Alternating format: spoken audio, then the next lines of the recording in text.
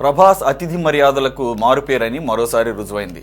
ఈయన భోజన ప్రియుడు మాత్రమే కాదు, ఆయన పక్కన ఉన్న వారికి కూడా అదే స్థాయిలో ఆతిథ్యం ఇచ్చి వారి కడుపు నింపుతూ ఉంటారు.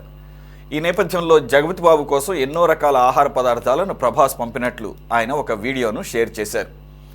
ఇక ఈ వీడియోలో ప్రభాస్ చాలా రకాల ఆహార పదార్థాలను జగపతి బాబు కోసం పంపించినట్టు చూపించారు. సినిమా షూటింగ్ కోసం తాను భీమవరం వచ్చానని తెలిపారు.